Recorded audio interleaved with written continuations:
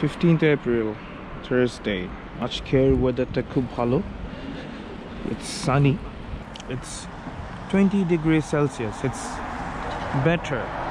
কারণ এখানে কিছুদিন ধরে যদিও স্প্রিং টেম্পারেচার একটু কম থাকে, usually cloudy থাকে। Good afternoon everyone. Actually, the afternoon 3টা বাজে। My name is Zaman and welcome to my YouTube channel. তো এটা হচ্ছে আমার ফার্স্ট ব্লগ। আজকের ডেস্টিনেশন হচ্ছে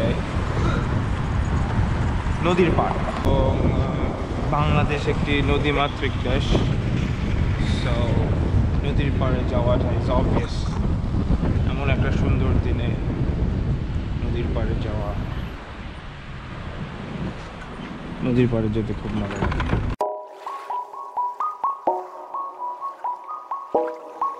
Oh yeah, this is China. আপনারা বুঝতেই পারছেন চাইনিজ লেখা। চায়না এবং আমি চায়নার একটি ছোট্ট একটি শহর যেটার নাম হচ্ছে ইয়াংজাও, ওই শহরে পড়ালেখা করি। I have spent 7 years of my life in China. তো তাই ভাবলাম একটা ব্লগ শুরু করি, যেখানে আমি আপনাদেরকে আমার যে ছোট্ট শহর আছে এবং যদি পরে আরও অপরচুনিটি হয় বিভিন্ন জায়গায়, আজকে আমরা দেখব চায়নার নদীর পাড় কেমন হয়।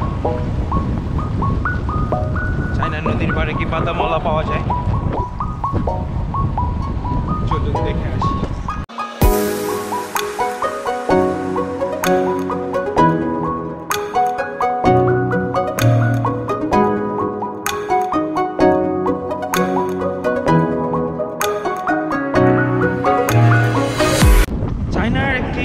বিশেষ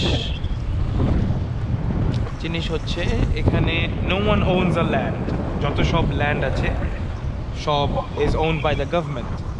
So you own a house but you don't own a land. So এখানে যত বিল্ডিং আছে সব সরকারি ল্যান্ডে বিল্ড এই বিল্ডিংগুলো। Just you own your own house, and আপনার হাউসের জন্য আফটার এভরি 70 years আপনাকে একটি ট্যাক্স পে করতে হবে, লাইক 2-3 লাখ টাকার মতো আফটার এভরি 70 years।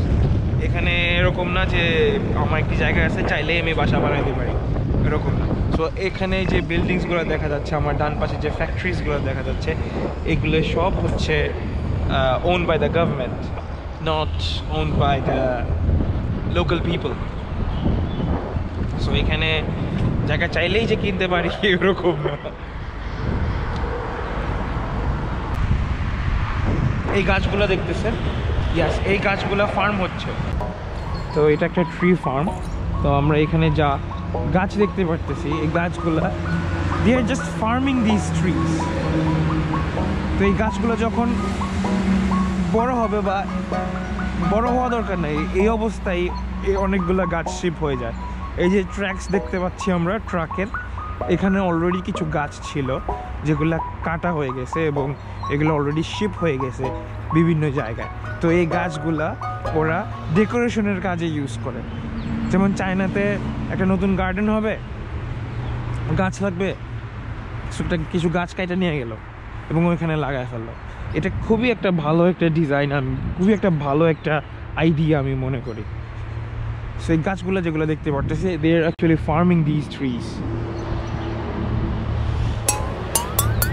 খুব সুন্দর।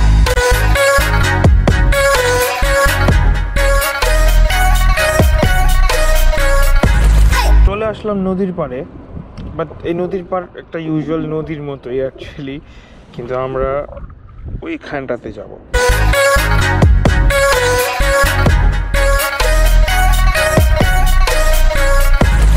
চলে আসলাম নদীর পাড়ে।